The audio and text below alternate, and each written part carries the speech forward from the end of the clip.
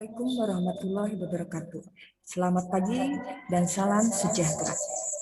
Kepada yang terhormat Bapak Jairi Ardianto, SPD, MNPD, yang terhormat Wakasek beserta jajarannya, yang terhormat Bapak Ibu pendidik dan tenaga kependidikan, yang terhormat orang tua peserta didik SMA Negeri 1 Sukaraja, serta para peserta didik SMA Negeri 1 Sukaraja Ibu banggakan. Alhamdulillahirrahmanirrahim. Puji syukur kita panjatkan Allah karena pada pagi hari ini kita sekalian diberikan karunia dan rahmat sehingga bersama-sama insya Allah dalam keadaan sehat dan dapat mengikuti sosialisasi ujian sekolah tahun ajaran 2020-2021 secara virtual. Salawat serta salam marilah kita haturkan kepada junjungan kita Nabi Agung Muhammad Subhanahu wa Ta'ala. Semoga kita mendapatkan syafaat dari beliau di yaumul kiamat nanti.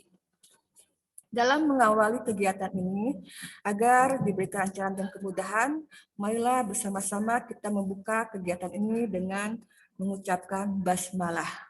Bismillahirrahmanirrahim. Hadirin yang saya hormati, mengingat waktu yang terbatas, untuk selanjutnya, marilah kita mendengarkan sosialisasi tentang ujian nasional, ujian sekolah tahun ajaran 2020 dan 2021 yang akan disampaikan oleh Bapak Sutarman SPD MPD. Waktu dan tempat kami persilahkan.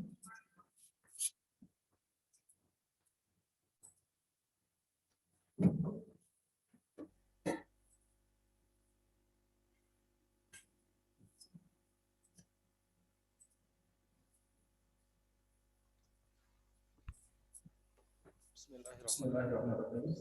Assalamualaikum warahmatullahi wabarakatuh. Bapak Kepala Sekolah saya hormati, teman-teman tenaga pendidikan saya hormati, para orang tua siswa saya hormati, para siswa SMA Negeri 1 Sukaraja yang saya cintai dan yang saya banggakan. Mohon izin pada pagi hari ini saya akan menyampaikan beberapa informasi mengenai kegiatan bidang tahun pelajaran 2021, khususnya tentang pelaksanaan ujian sekolah tahun pelajaran 2020-2021. Yang menjadi acuan dalam kegiatan bidang kurikulum ada 3 hal ini. Yang pertama, surat edaran dari Dinas Pendidikan Provinsi Papua tentang pelaksanaan ujian sekolah dan tentang pelaksanaan penilaian akhir semester atau yang biasa dikenal sebagai penilaian akhir tahun. Kemudian acuan kedua adalah kebijakan MKKS Kabupaten Sukabumi pada tahun 2020-2021. Dan yang ketiga adalah tentang kalender pendidikan SMA Negeri 1 Sukaraja tahun 2020-2021. Para hadirin yang saya banggakan, mari kita simak, mari kita ikuti informasi berikut ini. Yang pertama tentang ujian sekolah. Ujian sekolah, sebagaimana kita ketahui, tidak merupakan ganti dari ujian nasional, karena pada tahun pelajaran ini tidak ada ujian nasional pada pelajaran sebelumnya. Kemudian mengenai ujian sekolah, Kemarin MTKS sudah melaksanakan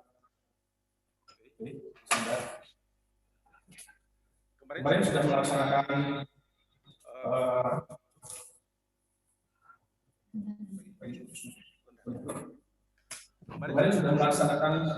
ini juga membahas tentang hal-hal yang berkaitan dengan sekolah. Hal yang pertama yang ingin disampaikan adalah pelaksanaan ujian sekolah pada tahun ini akan dilaksanakan pada tanggal 29 Maret sampai dengan kurang lebih 1 minggu, dan jadwal akan menyusul pimpinan. Mengenai teknis pelaksanaan ujian sekolah, karena kita sedang dalam kondisi pandemi COVID-19, jadi masih belum bisa dilaksanakan secara tatap muka, maka berdasarkan hasil rapat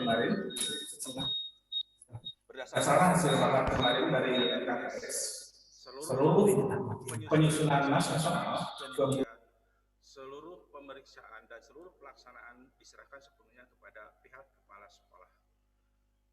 Mengenai penyusunan naskah soal, kisi-kisi, dan lain sebagainya sepenuhnya diserahkan kepada guru mata pelajaran masing-masing.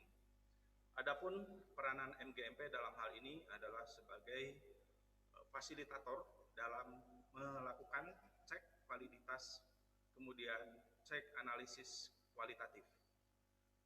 Mengenai pelaksanaannya di SMA Negeri 1 Sukaraja, kemungkinan akan menggunakan Google akun yang belajar.id dari Kemdikbud. Maka oleh sebab itu kepada para siswa, kemudian para wali kelas, para guru penyusun naskah soal, dimohon untuk membiasakan diri untuk pelaksanaan tersebut. Hal ini agak berbeda dengan tahun kemarin, di mana tahun kemarin kita menggunakan Quizzes, dan sekarang kita akan coba menggunakan akun belajar.id. Langkah-langkah yang kita laksanakan sebelum pelaksanaan ujian sekolah adalah membuat pos, itu bagian panitia, kisi-kisi kartu soal, analisis butir soal. Analisis butir soal akan dilakukan oleh guru mata pelajaran, direkomendasikan menggunakan aplikasi Anates. Kalau mau menggunakan aplikasi Anabut, ya disilakan aja. Intinya kita mendapatkan daya pembeda dan tingkat kesukaran. Kemudian menyusun laporan dan evaluasi, serta melakukan pelaporan kepada Dinas Pendidikan, itu bagian panitia. Jadi, para siswa serta para guru semuanya, kita akan melaksanakan ujian sekolah dalam mode daring. Kemudian hal apa saja yang akan dijadikan kriteria kelulusan dalam ujian sekolah? Yang pertama, ada persyaratannya. Si peserta didik harus sudah menyelesaikan 3 tahun pembelajaran di sekolah SMA sampai pada kelas 12. Kemudian memiliki nilai rapor semester 1 dan 5 serta menyelesaikan seluruh mata pelajaran.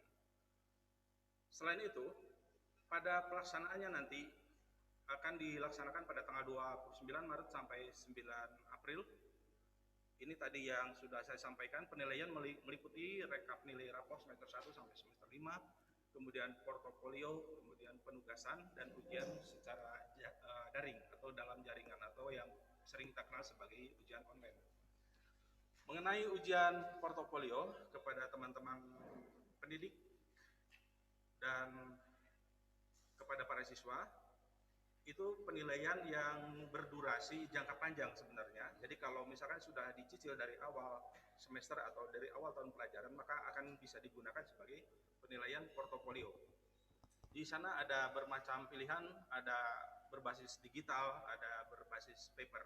Jadi sepenuhnya diserahkan kepada para guru mata pelajaran untuk membuat kriteria dan rubrik penilaian untuk portofolio. Kemudian untuk penugasan, perbedaan dengan portofolio adalah kalau portofolio jangka waktunya panjang, biasanya kalau penugasan itu lebih spesifik dan waktunya pendek. Jadi sekali lagi diserahkan sepenuhnya kepada guru mata pelajaran untuk menentukan bagaimana itu portofolio, bagaimana penugasan. Akan sangat kompatibel atau sangat cocok seandainya portofolionya berbasis digital. Misalkan membuat sebuah Google Site, membuat portofolionya di dalam Google Site, dan seterusnya. Yang berikutnya, ujian secara daring dalam jaringan atau kita biasa menyebutnya sebagai ujian online, itu meliputi seluruh mata pelajaran yang ada di kelas 12 dengan bahan yang diambil dari kelas 10, 11, dan 12. Mengenai jadwal, kemudian teknis, serta pembagian posisi nanti akan disampaikan pada juknis yang akan disusun kemudian. Yang berikutnya lagi, kapan seorang siswa dinyatakan lulus, yaitu ketika berdasarkan rapor sekolah, dia memiliki nilai minimal KKM, yaitu 77, rata-ratanya tentunya, hasil rapor dari semester 1 dan semester 5, kemudian telah menyelesaikan program pembelajaran, artinya full anak kelas 12 tersebut hadir, tidak pernah alfa dalam 90% minimal, syukur-syukur bisa sampai 100% bisa hadir terus, baik pada ketika tatap muka maupun ketika daring. Jadi perlu saya sampaikan di sini, tatap muka maupun daring kehadiran tetap dicatat. Jadi ketika lebih dari 10% ketidakhadiran, maka itu akan jadi bahan pertimbangan, akan jadi sesuatu yang cukup menyulitkan bagi kita semua. Jadi saya sarankan kepada anak-anakku, tetaplah hadir, ikuti absen, baik yang menggunakan Telegram maupun yang menggunakan Google Form. Hadirlah di situ. Jangan sampai lebih dari 10% ketidakhadiran. Ini akan repot bagi kita semua nanti ketika menentukan sidang kelulusan ataupun ketika menentukan kenaikan kelas. Akan sulit sekali. Yang berikutnya lagi, memperoleh nilai sikap atau perilaku kriteria baik. Jadi kalau sudah kriteria cukup, berarti itu akan jadi bahan perdebatan juga dalam ketika sidang kelulusan maupun sidang kenaikan kelas. Yang selanjutnya adalah mengikuti rangkaian ujian. Untuk kelas 12 tentu ujian sekolah yang tadi sudah dibahas sedikit. Kemudian untuk kelas 10 dan kelas 11, rangkaian ujiannya berupa penilaian akhir tahun atau penilaian akhir semester. Mungkin akan dilaksanakan seperti pada kegiatan penilaian akhir semester kemarin, di mana kita menggunakan waktu itu quizzes, tapi sekarang kita akan menggunakan Google Form dari akun belajar.id. Dan yang menjadi operatornya atau yang menjadi pengendali penyelenggara setiap kegiatan adalah para wali kelas. Jadi sekali lagi kepada teman-teman wali kelas atau guru mata pelajaran yang lain, dimohon untuk membiasakan diri dengan Google Form.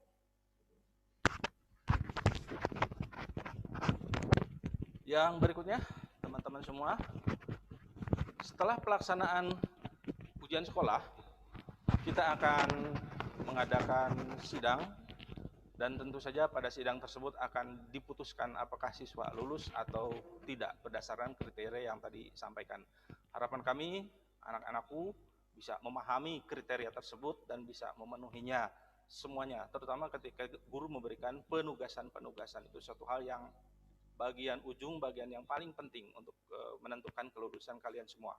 Kami berharap tidak ada yang tertinggal, tapi kami juga berharap kalian semua, anak-anakku, bisa mengikuti persyaratan yang ditentukan oleh Bapak dan Ibu guru di sekolah. Yang berikutnya lagi, mengenai penilaian akhir semester. Penilaian akhir semester akan dilaksanakan menurut kalender pendidikan pada tanggal 7 sampai 19 Juni 2021. Jadi ini setelah Lebaran Idul Fitri ya, setelah Idul Fitri kita melaksanakan penilaian akhir semester. Penilaian mirip-mirip dengan ujian sekolah. Ada seperti yang kita ketahui di rapor, penilaian untuk anak-anak kelas semua kelas 10, 11, 12 itu ada penilaian pengetahuan dan penilaian keterampilan. Penilaian pengetahuan itu memuat tugas-tugas, kemudian ulangan harian, kemudian kuis dan lain sebagainya, PAS, PAT, PTS, penilaian tengah semester. Sedangkan yang penilaian keterampilan bisa berupa praktik untuk mata pelajaran biologi atau fisika atau kimia, kemudian bisa portofolio, kemudian bisa penugasan. Nah, dari hasil pengumpulan nilai selama pengetahuan dan keterampilan akan digabung dengan penilaian ujian secara daring. Artinya masih online juga untuk kelas 10, 11. Mengenai jadwal lebih rinci, kemudian siapa penyusun soal dan segala macamnya akan disusun kemudian dan akan disampaikan kemudian.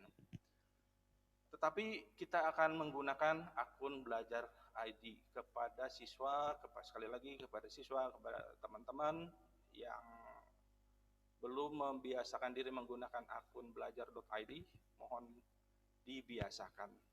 Karena keunggulan dari akun belajar.id ini adalah unlimited, jadi istilah kekurangan daya simpan di HP atau di laptop itu tidak akan terjadi lagi karena sudah dijamin oleh Kemdikbud. Kemudian kita juga akan melakukan sidang untuk kenaikan kelas nanti pada bulan Juni sekitar tanggal 25 dan kriterianya sama, yaitu kehadiran, sekali lagi kehadiran, ketidakhadiran tidak boleh lebih dari 10%. Ya. Jadi apakah itu ketika tatap muka ataupun ketika daring, kehadiran itu minimal 90%. Kemudian rata-rata nilai rapor semester 1 dan semester 2 harus minimal 77, KKM kita 77. Jadi silakan dicek lagi rapornya, apakah kalau dirata-ratakan itu kurang dari 77 atau 77, maka segera berkomunikasi dengan guru mata pelajaran. Pada sidang kenaikan kelas tersebut, kita akan membahas berbagai aspek termasuk perilaku, kemudian termasuk aktivitas siswa selama belajar. Untuk para siswa, kami memahami sekali kesulitan, kemudian kendala, kemudian rasa bosan mungkin selama kegiatan belajar dari rumah. Hal ini sangat dipahami oleh kami semua, tapi marilah kita coba mencari yang terbaik, bagaimana caranya agar kita tetap menambah ilmu, agar kita tetap belajar dalam kondisi yang serba terbatas ini. Untuk segala hal yang mengenai motivasi dan lain-lain, Bapak dan Ibu Wali kelas, mungkin guru BK juga bisa endorse-nya, menyampaikannya. Kalian juga boleh berkonsultasi dengan guru mata pelajaran langsung, boleh berkonsultasi dengan wali kelas langsung. Yang penting kita tetap jalan dalam kondisi yang seperti ini. Mudah-mudahan pandemi ini segera berakhir. Yang ketiga, informasi terakhir mengenai pelaksanaan PTS, penilaian tengah semester. Menurut kalender pendidikan ini diselenggarakan dalam waktu sekarang tanggal 8 sampai 13, kecuali nanti kalau ada informasi perubahan yang akan disampaikan kemudian. Teknik yang biasa kita gunakan selama PTS adalah mengikuti jadwal pelajaran yang biasa kita laksanakan sehari-hari, tapi si jadwal pelajaran tersebut kalau biasanya digunakan untuk mengajar, maka pada jadwal PTS akan digunakan untuk kegiatan ulangan. Moda yang digunakan jelas masih daring, kemudian fasilitas atau sarana yang digunakan itu disesuaikan dengan pilihan dari Bapak dan Ibu guru. Apakah mau menggunakan Telegram full atau mau menggunakan akun belajar.id atau menggunakan Schoology atau Edmodo, itu sepenuhnya diserahkan kepada Bapak dan Ibu guru. Jumlah dan jenis soal juga diserahkan sepenuhnya kepada Bapak dan Ibu guru. Jadwal nanti akan disusun kemudian. Di atas semua itu, para hadirin, teman-teman, Bapak dan Ibu orang tua siswa yang saya banggakan, sekali lagi saya menyampaikan ajakan untuk anak-anakku. Saya tahu kalian mengalami banyak kesulitan, susah bertanya, susah berdiskusi, tapi itulah keadaan yang sedang kita hadapi sekarang. Kami di sini, di sekolah, baik bisa online ataupun berkunjung ke sini secara terbatas, bisa berkonsultasi, tanyakan segala macam, jangan sungkan-sungkan. Saya kira keadaan ini tidak jadi penghalang bagi kita untuk terus berprestasi, untuk terus bekerja, untuk terus bersemangat dalam menyelesaikan tugas-tugas kita, baik sebagai pendidik, tenaga kependidikan maupun sebagai siswa. Bapak dan Ibu, itu mungkin yang bisa saya sampaikan. Mohon koreksinya dari Bapak Kepala Sekolah jika ada terdapat kekeliruan atau ketidaktepatan dalam penyampaian uraian ini. Terima kasih atas perhatiannya. Billahi taufiq wal hidayah. Assalamualaikum warahmatullahi wabarakatuh.